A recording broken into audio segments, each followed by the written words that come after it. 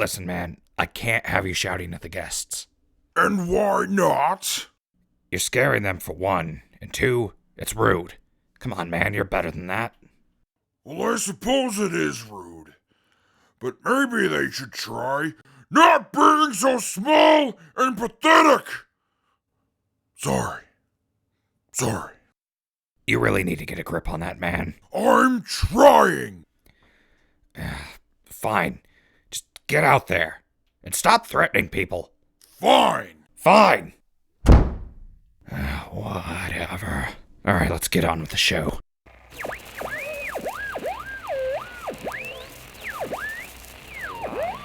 5, 4, 3, 2, 1.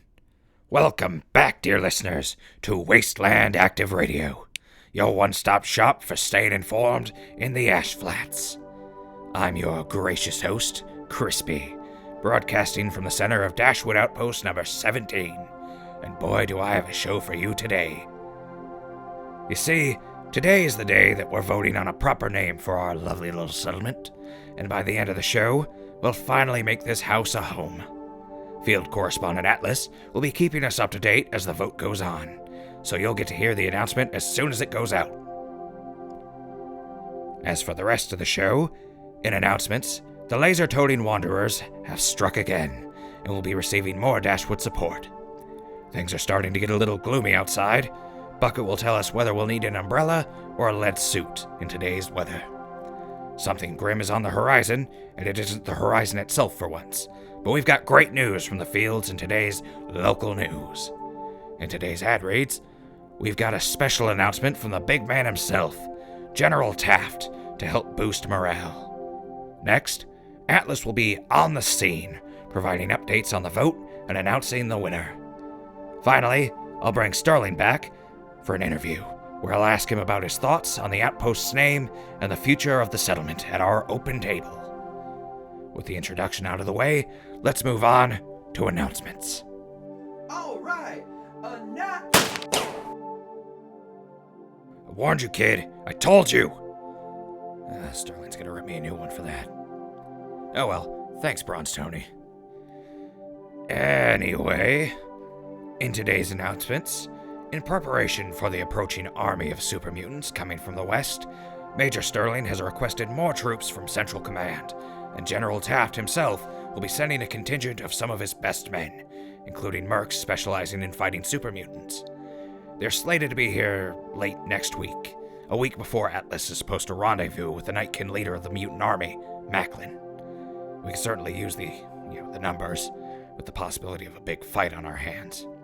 Let's wish them all luck on a safe journey here. Next up, our team of carpenters, Brown's Builders, have finished putting up roughly a dozen simple houses. They're not exactly luxurious, but they'll keep you safe from the elements and prevent any embarrassing moments, like accidentally making yourself at home in someone else's tent. I'm looking at you, Jimmy. You know what you did, you pervert. That aside, the houses are ready to be moved into, though the Dashwoods and Mr. Brown will be requiring a fee to buy the more private houses. However, if you're strapped for cash and just need somewhere dry, safe, and warm, we've also got a common house with open beds for anyone who needs them. If that's not enough incentive to move to Dashwood Outpost Number 17, I don't know what is.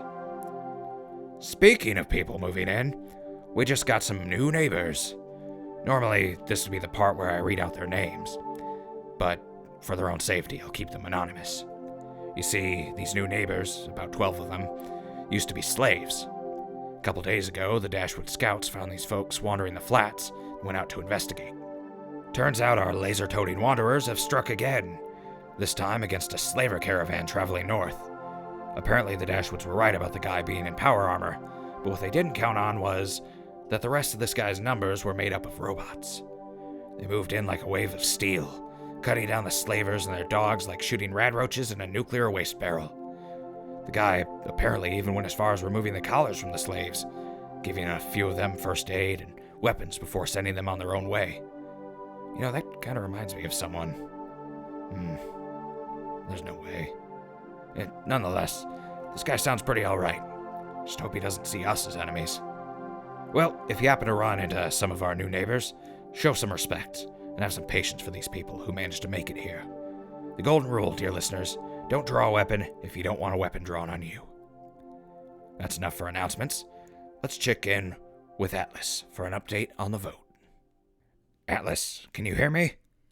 How are things out there? Cool. I am currently standing in front of the center of the outpost, where they have converted the notice board into a large tournament bracket with the suggested names posted. It seems your human leader, Sterling, has decided that this vote will be done tournament style, so as to be more fair to everybody here. I see. How many names are on the board? The voting started with 50 names on the board, and they have been narrowed down to 26. Currently, the top contenders are Overlook Point, Best Town, Big Wall Town, Atlas City, my personal favorite, Dashwoodville, and Station Hill. These are just some of the more popular names that pushed through the first rounds very quickly. As the names are narrowed down, it should take longer as indecision consumes your weak minds. That's great, Atlas. Thanks for the update. We'll come back to you in a bit for another update. Also, how's that mic stand we saw down for you working out? I've yet to drop the microphone thanks to this apparatus you developed. It has made things significantly easier. Fantastic. Well, let's move on now to Bucket with the weather. All right, Bucket, how's that weather looking? Beginning weekly weather forecast program. Currently, the temperature is 71 degrees Fahrenheit with a high of 73 degrees Fahrenheit and a low of 70 degrees Fahrenheit. Slightly cloudy. Monday, the temperature will have a high of 71 degrees Fahrenheit with a low of 65 degrees Fahrenheit. Overcast with light winds. Tuesday, the temperature will have a high of 74 degrees Fahrenheit with a low of 66 degrees Fahrenheit. Overcast with heavy winds. Scattered showers expected throughout the day. Wednesday, the temperature will have a high of 70 degrees Fahrenheit with a low of 67 degrees Fahrenheit. Thunderstorms expected throughout the day starting at 400 hours. Thursday, the temperature will have a high of 68 degrees Fahrenheit with a low of 66 degrees Fahrenheit. Scattered showers expected throughout the day. Friday, the temperature will have a high of 79 degrees Fahrenheit with a low of 75 degrees Fahrenheit. Clear skies with high humidity. 74% chance of scattered showers throughout the day. Saturday, the temperature will have a high of 74 degrees Fahrenheit with a low of 64 degrees Fahrenheit. Overcast with heavy winds and scattered showers. Forecast complete. Running diagnostics. Wow, that went surprisingly well for once. Good job, Bucket. Error. System memory has discovered several corrupted files. Guess I spoke too soon. Is that going to be a problem? Do you wish to attempt to recover these files? Are you still gonna work without those files? Unknown. Do you wish to attempt to recover these files? Sure, why the hell not? Recover the files. Acknowledged. Beginning file recovery protocol. Well, Bucket is working. Corrupted file recovered. Beginning playback of media file. Whoa, hold on, what are you doing? And to top it off, we don't have enough food down here. We don't have a choice. Someone has to go outside. I understand, but look what happened to Dana. She looked outside for a second, and her hair started falling out. There's no way any of us can survive out there, not without a radiation suit. But what are we gonna do when the food runs out? I'll take care of it. You're just gonna, what? Pull the food out of your ass? I will take care of it. Now I'm done talking about it. Fine. Guess I'll just go read the same lifestyle magazines for the 50th time. Can I be of assistance? What? Who turned you on, Bucket? Ending playback. What was that? Recording dated December 3rd, 2077. Life is a fleeting dream, and nothing more. That's a few months after the bombs dropped. That's amazing. That might help me figure out what's wrong with you. Deleting file. Wait, stop!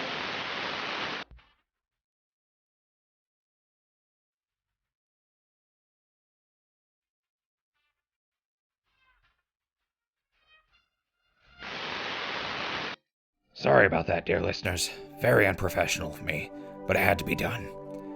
Let's just forget about that for now and move on to local news. In today's local news, Dashwood scouts have discovered a large cloud on the horizon moving towards us. However, this isn't a weather system Bucket missed. No, this is a swarm of rat hoppers. In other words, a locust swarm tearing across the ash flats.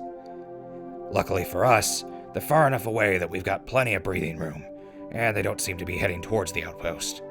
Major Sterling is, however, preparing the Dashwoods just in case they do turn their attention this way. The best way to handle a swarm like that is with fire, so we're breaking out the flamers and the fireproof gear in preparation for the worst.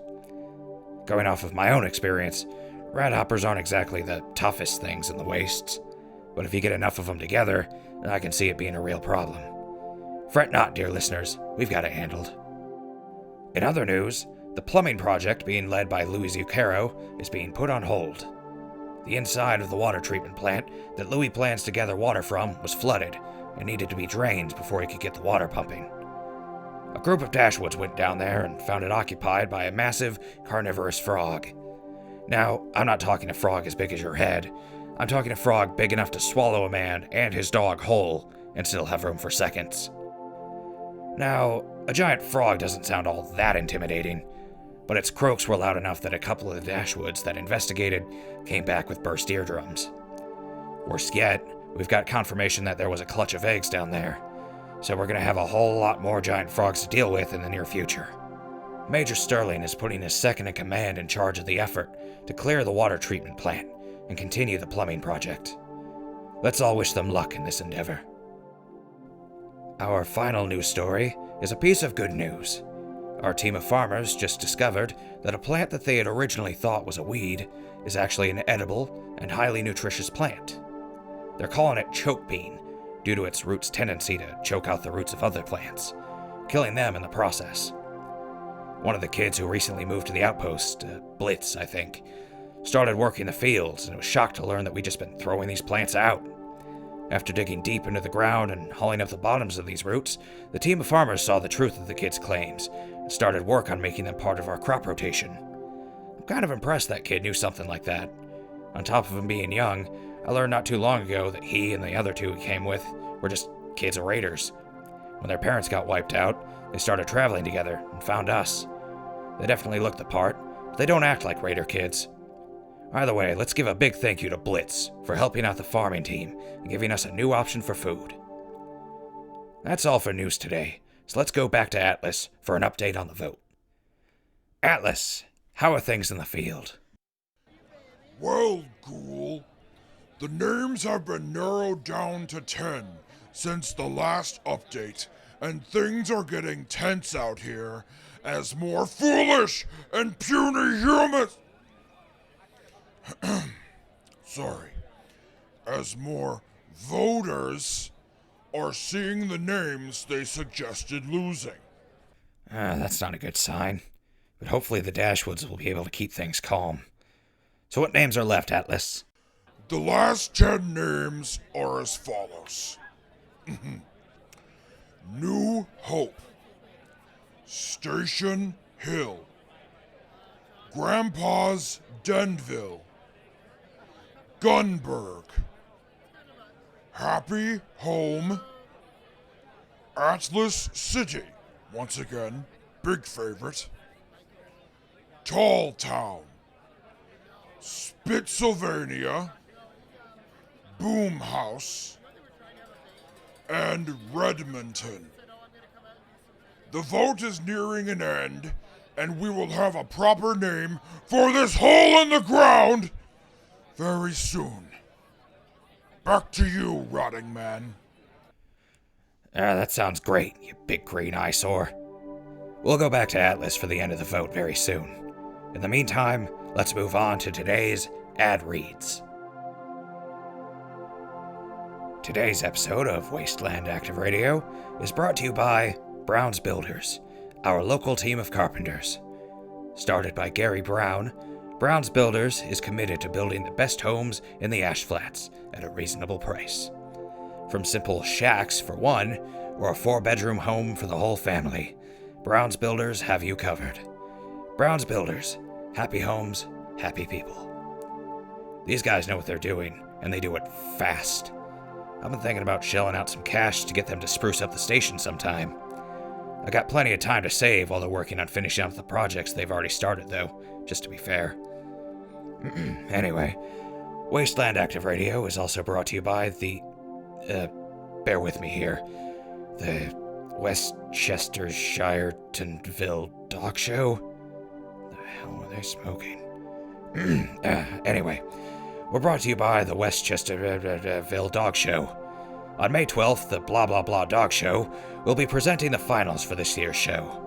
Dogs and their owners will gather from all over the world to be here for this most prestigious event, to be judged by the nation's most respected trainers, including special guest judge and winner of last year's dog show, Anita Baskerville. We welcome you to join us at the George Robinson Convention Center on May 12th. Tickets begin at $5,000! What kind of yuppies did they... I'm done with this ad.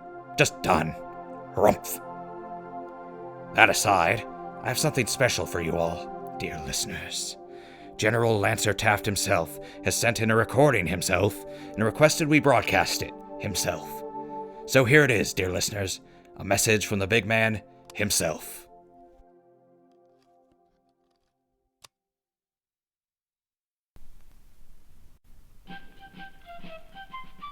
My fellow Americans, I'm Lancer Taft,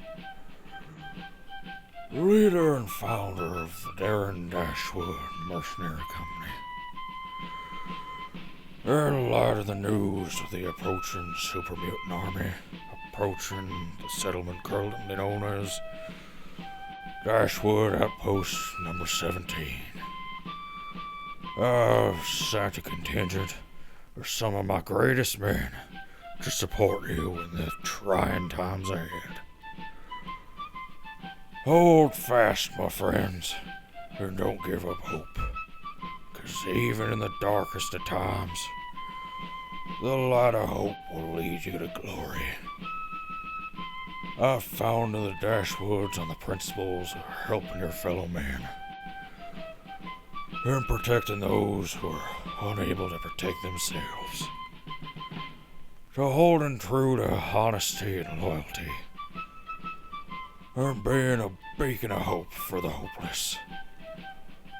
For all the Dashwoods, If you hold true to these values, better than your own Major Davy Sterling, and I trust that his strong leadership and unwavering strength of character will lead Dashwood Outpost Number 17 to victory against the super mutant menace. Hold strong, my Dashwoods, and protect the light of hope for all in the Wasteland. God bless America. Welcome back. Inspiring words from our fearless leader. To be honest, I'm not sure what I was expecting him to sound like, but that was certainly surprising.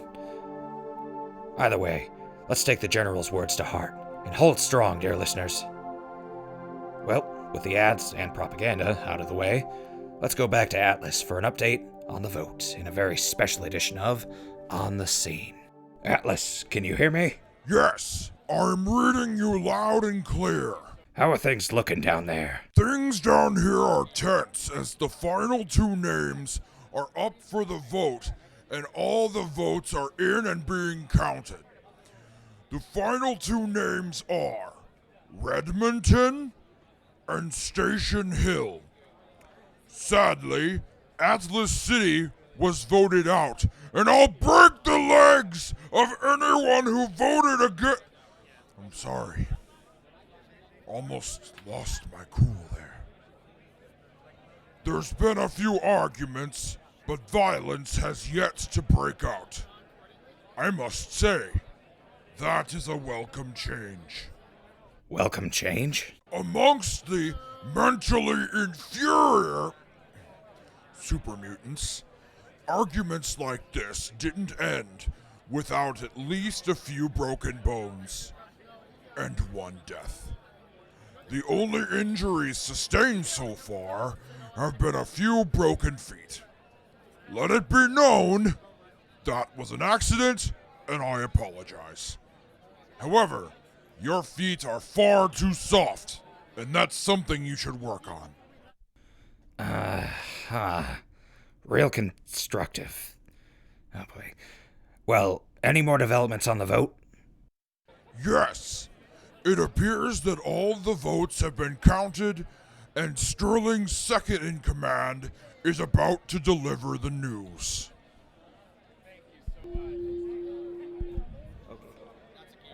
All right, everybody, calm down there. Me and the boys have been counting the votes. We got the winner right here. Ladies and gentlemen, I'd like to welcome you all to Station Hill. Well, there you have it. This hole has a name now. I hope you're happy. All right, you heard it here first, dear listeners. Wasteland Active Radio is broadcasting from Station Hill, Dashwood Outpost Number 17 in the Ash Flats. Man, this place is really starting to feel like home. Wouldn't you say so, Atlas? Which one of you fools didn't vote for Atlas City?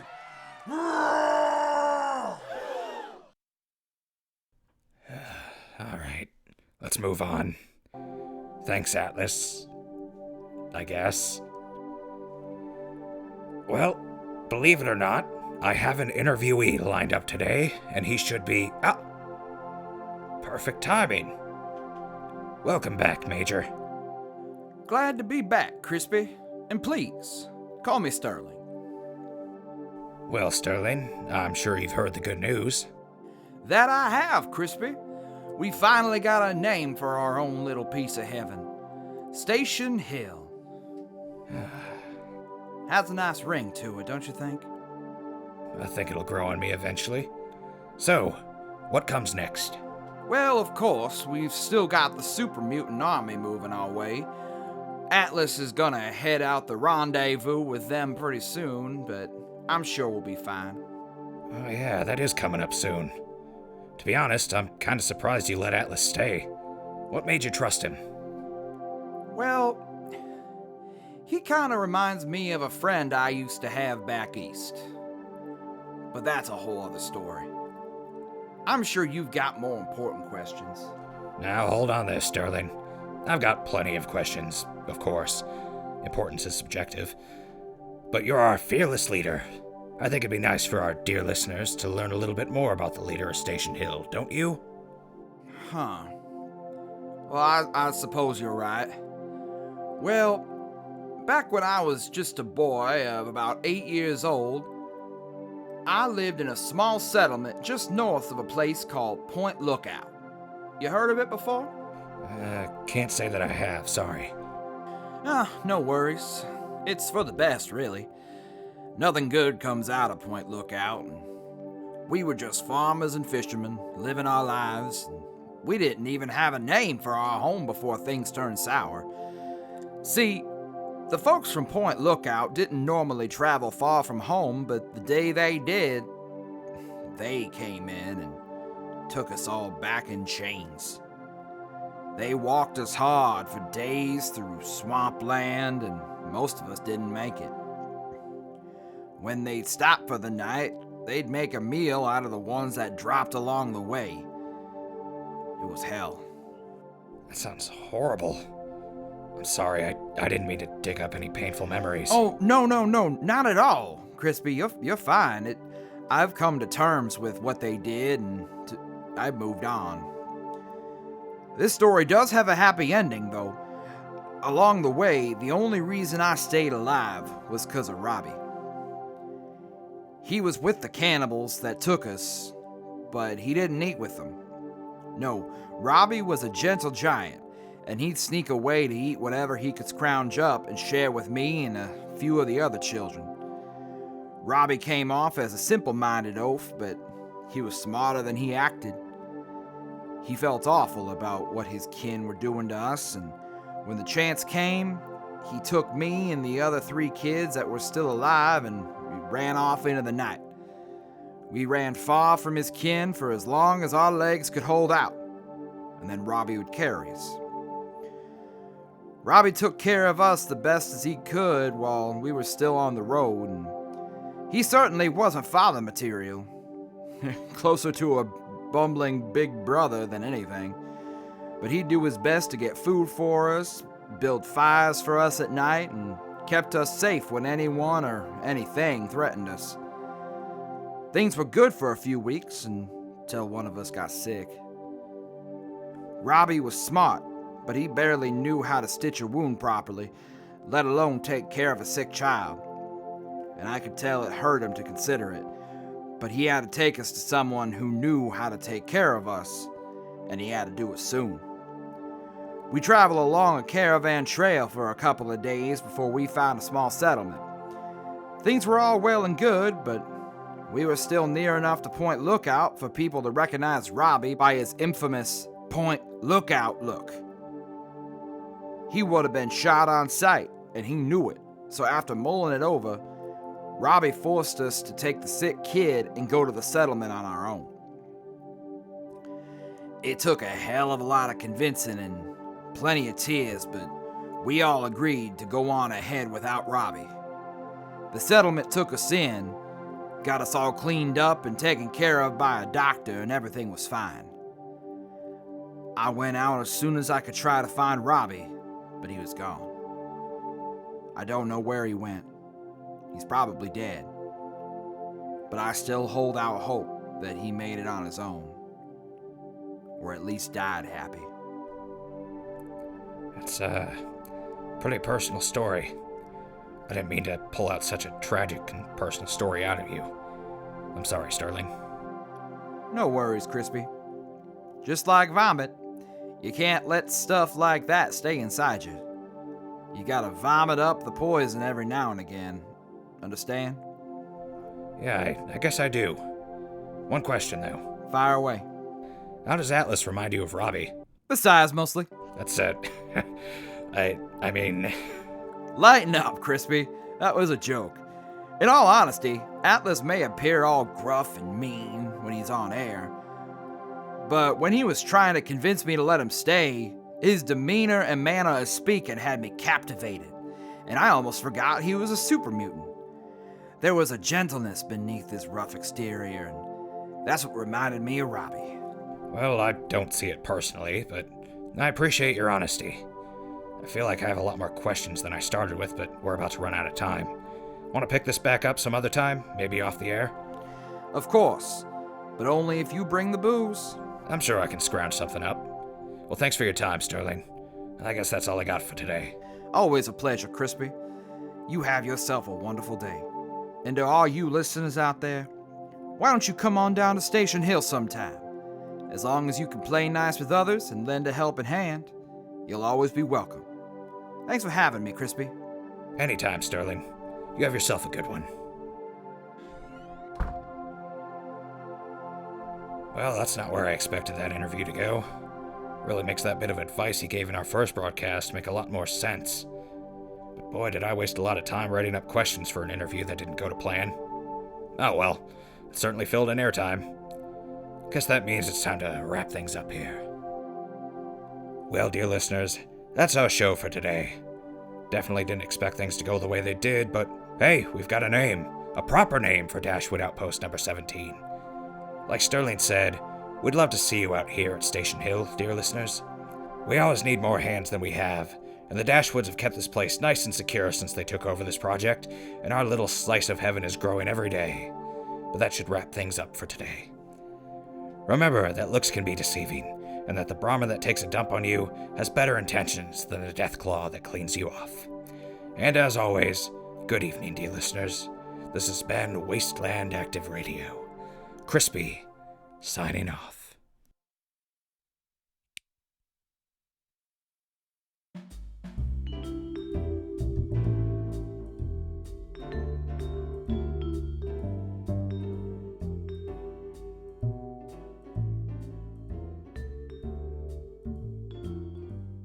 Wasteland Active Radio is created, written, and produced by Z. Hagen and Jay Wilson. Brought to you by the Record button. Wasteland Active Radio is set in the Fallout video game universe owned by ZeniMax Media and Bethesda Softworks. No copyright infringement is intended. Please support the official release. Thank you. An additional note, the song that you're currently listening to, Lobby Time, is by Kevin MacLeod at incompetech.com. Licensed under Creative Commons. Attribution 3.0.